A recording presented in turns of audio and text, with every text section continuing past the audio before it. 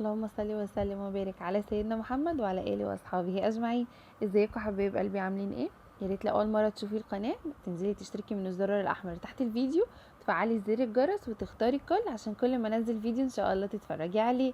ورجعت لكم فيديو جديد وروتين جديد ونشاط جديد من سلسله تنظيفات البيت قبل الشتاء والمدارس. يا ريت لو اول مره تشوفيني ما تنسيش تشتركي في القناه وتفعلي زر الجرس وتحطي لي اللايك والكومنت الحلو اللي زيك، ويلا نبدا الفيديو. يلا حبيبي قالوا هنبدا النهارده كده في الانتريه. هنشيل الستاير وهنشيل الفرشه بتاعه الانتريه كله، وهنغسل الانتريه وهنغسل السجاد بتاعه. يعني هناخد البيت حته حته كده لحد ما نخلصه ان شاء الله. عشان بعد كده ان شاء الله باذن الله الواحد يرتاح يعني من الحاجات دي والتنظيفات دي. انا على طول المكان ده بيبقى عندي نظيف، ما فيش الولاد ما بيلعبوش فيه ولا اي حاجه، يعني بيبقى نظيف على طول. على قد هما بياخدوا فيه دروسهم بس. فهو الى حد ما نظيف يعني. بس بقالي فتره كتيره جدا ما جيتش ناحيته برضو، يعني ما شلتش، مش نضفت التنظيفه اللي هي العميقه، يعني اللي احنا لازم بقى ننضفها كل فين وفين دي. بنكنس كده من على الوش، بننضف من على الوش. الحاجات بتاعتنا العادية اليومية اللي هو روتين اليوم يعني. بس الحاجات الروتينات اللي هي الجامدة قوي دي اللي هي من الاعماق بقى، عشان بعد كده بتساعدنا بعد كده في التنظيفات يعني. هشيل برضو الستاير. انا زي ما قلت لكم اللي هو الستاير اللي هي التقيلة انا اصلا شايلاها وغسلاها، ما بفرشهاش في الصيف خالص. بحس ان هي تقيلة وتكتم الدنيا وكده، فبشيلها احسن خالص وبفرش اللي هي الخفيفة دي. هشيل السجاد بقى. هنا كنت فصلت الكاميرا وشلت السجاد عشان كان صعب قوي عليا ان انا اشيله يعني لوحدي، فناديت حد شاله معايا. وهنجيب بقى من تحت الكراسي وكده عشان لما نيجي نمسح تكون الحته نظيفه. ما ينفعش ان انا اكب ميه وامسح وكده والمكان ما يتكنسش وما يبقاش نظيف، يعني عشان برضو لو في اتربه ولا حاجه تكون الحته نظيفه. هنجيب من ورا الكراسي ومن من تحتهم، وهنشيل كل حاجة مع بعض، وهنجيب بقى وهوسع المكان دوت عشان اعرف احط فيه السجادة كمان عشان اعرف اغسلها. لان انا عندي المساحة بتاعة الحمام ضيقة جدا، مش هتاخد السجاد اللي هو الكبير ده. هي على قد مشايات الدواسات الحاجات الخفيفة دي. بعرف ان انا اتحكم فيها واغسلها في الحمام. بس هنا السجادتين الكبار بتوع الانتري بتاعت الصالة كبار جدا، ما اقدرش ان انا اتحكم فيهم. وهجيب الفرشة دي وهنضف بقى الحتت بتاعت الانتري اللي هي بتبقى تحت الشلت والحاجات دي. في فتافيت بقى، بسكوت، اي حاجة من الولاد اللي بياكلوها. فننضف الحته دي كمان لاني برضو هغسل الانتريه. فعشان تكون كل حاجه يعني لما تيجي تغسلي حاجه تبقى كل حاجه على نظافه، ما يكونش فيها حاجه يعني بين الانتريه من جوه وكده. هننضفها. كنت دول نسيت اشيل الشلات بتاعتهم.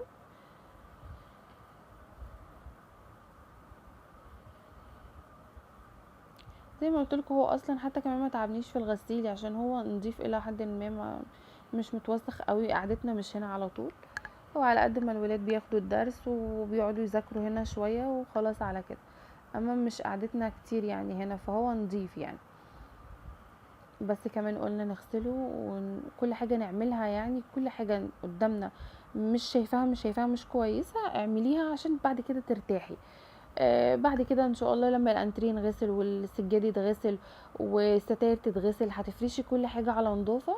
هيبقى معاكي روتين اللي هو اليومي اللي هو بننضف من على الوش كده، بنفتح الشباك نهوي الحتة. بنكنس السجاد يعني على الماشي كده. حتى لو السجادة كمان لقيتي فيها حاجة وسخة ولا حاجة انا بغسلها ساعات على الناشف اكترية الوقت، ان انا بغسل سجادي كله على الناشف. يعني زي الطبق ده كده، وبحط شويه كلوركس الوين او برستيل جل او اي حاجه موجوده عندك متوفره عندك يعني. وبالفرشه الصغيره دي وبمسك الحته البقعه اللي فيها في السجاده وبغسلها وبتنشف معايا على طول. اكترية الوقت انا بغسل سجادي كده.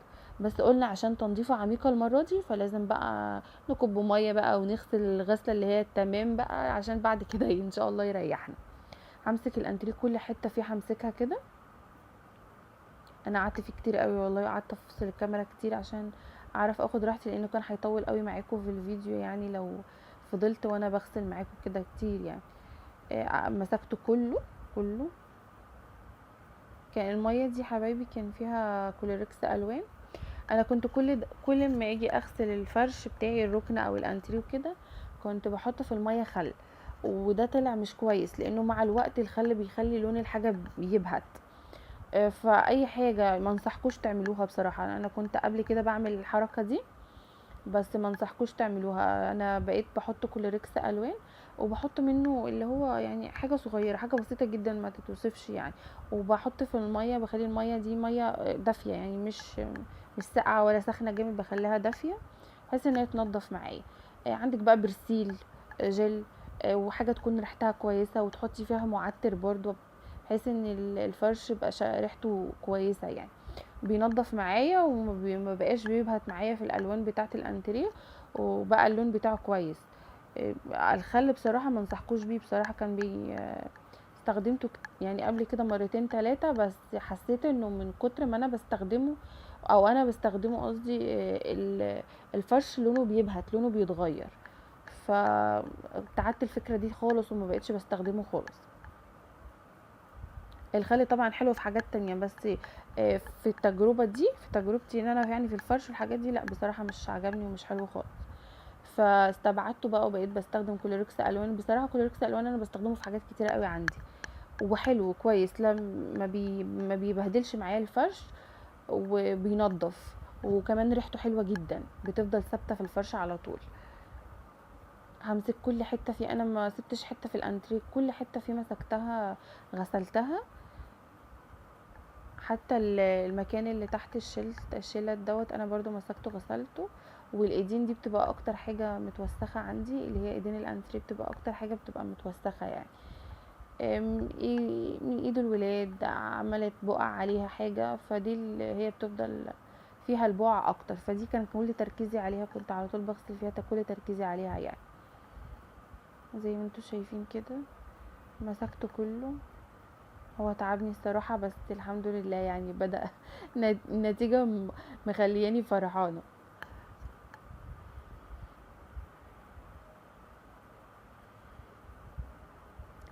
هنا بقى هوسع المكان زي ما قلت لكم عشان خاطر اعرف احط السجادة، عشان اعرف اغسلها، لان برضو المكان ده ضيق جدا. بس انا هوسع المكان، اشيل الكراسي يعني ابعدها عن بعض، وهوسع مكان للسجادة عشان اعرف اغسلها فيها. انا مش دايما بغسلهم، مش دايما بغسل السجادة على طول يعني. على طول زي ما قلت لكم بغسله على الناشف. بجيب شويه ميه في طبق ولا حاجه، وشويه برسيل او شويه كلوركس الوان المتوفر عندي، وبغسلها على الناشف.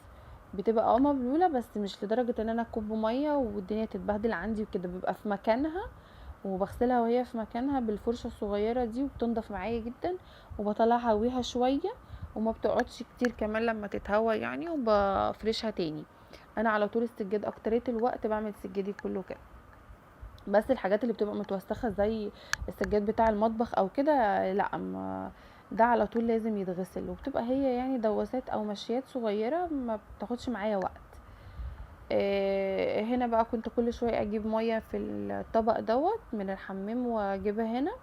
بصراحه الموضوع تعبني قوي في قصه ان انا كل شويه احول ميه، كل شويه احول ميه. لو كان عندي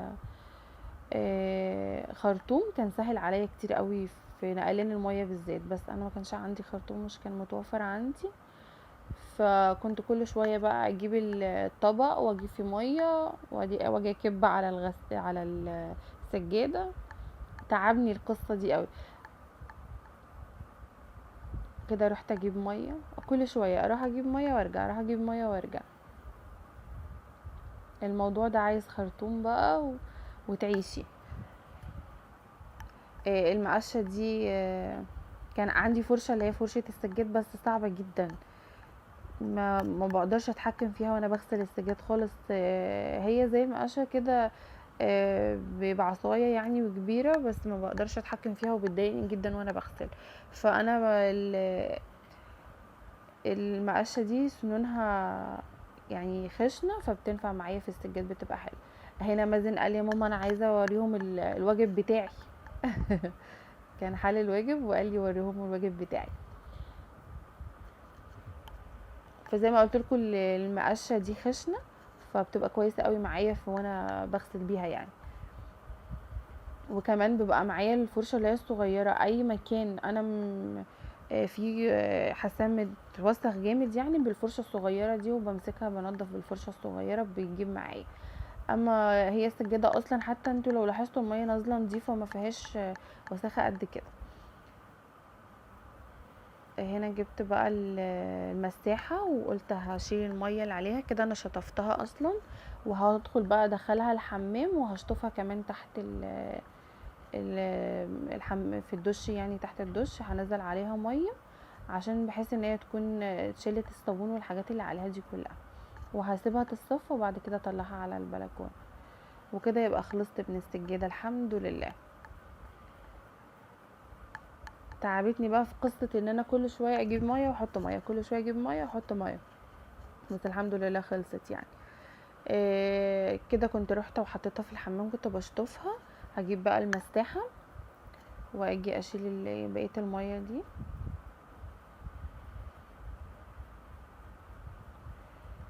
احلى حاجه بقى ان ايه الدنيا اتمسحت لوحدها كده وبقت زي الفل. هسحب بقى الميه دي كلها على الحمام ادخلها هناك، وهجيب الشرشوبه وهبدا امسح بقى تحت الكراسي كلها، عشان لما اجي ارجع الكراسي تبقى كل حاجه نظيفه مكانها يعني، عشان ما يبقاش في ميه تحت الكراسي ولا اي حاجه برضو.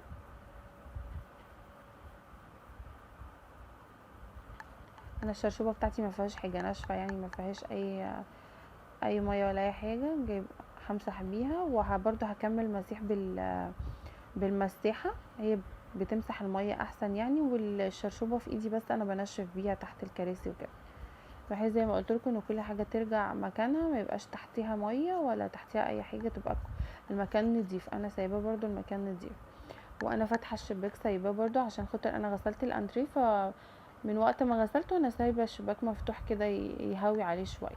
وبعد ما اخلص خالص هفتح بقى عليه المروحه بحيث ان هو ينشف يعني، ما يفضلش كده على طول. هشيل بقى من كل حاجه كده هشيل وامسح تحتها بحيث ان انا انشف الميه كلها الموجوده،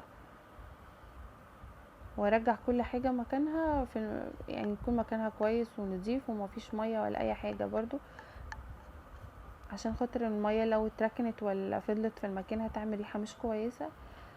فاول باول كده كده بعد ما مسحت خالص خلصت. والمكان نشف على فكره.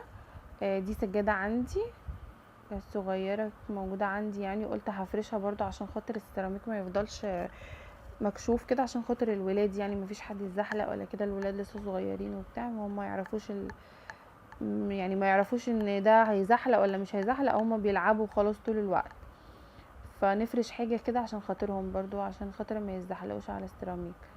ونرجع بقى الشلت كلها مكانها تاني. كان الانتريه كان نشف على فكره، حتى انتوا لو لاحظتوا ان الانتريه نشف، الميه اللي كانت عليه نشفت خالص. هنرجع بقى الشلت مكانهم تاني، وهجيب برضو احط برضو المفرش بتاع وهقفل كده بقى الايه الشباك، وهحط المفرش مكانه تاني، بحيث ان كل حاجه نخلصها نرتبها، ما نسيبش حاجه ورانا مكركبه، عشان المنظر يبقى يكون كويس برضو، مش نيجي ننضف يعني وقلنا ان احنا بننضف ونعمل ونسيب كل حاجه متكركبه. وهنا ما غسلتش المشايتين دول، سبتهم كده عشان خاطر بس برضو المكان ده ما يبقاش فاضي عشان الولاد. هنا كنت برضو شايله السجاده عشان خاطر الميه اللي كانت تطلع من هناك ما تبهدلش السجاد هنا. هنغسل برضو السجاد وهنغسل الركنه مع بعض، بس يعني قلت ان مش كل حاجه تتبهدل مره واحده، لان يكون هيبقى الموضوع تقيل قوي عليا لو انا غسلت ده كله مره واحده ولا السجاد ده اتبهدل وكده. زي ما قلت لكم ده المكان اللي بنقعد فيه، فيعني نخلص حاجه حاجه عشان كل الشغل ما يبقاش كتير علينا وكمان ما نتعبش. وهنا ما كنست برضو عشان امسح على نظافه، ما ينفعش ان الواحد يمسح يعني من غير ما الحته هي المكان كان نظيف، بس برضو لازم نديها كنسه كده عشان نعرف نمسح على نظافه. هنمسحها برضو.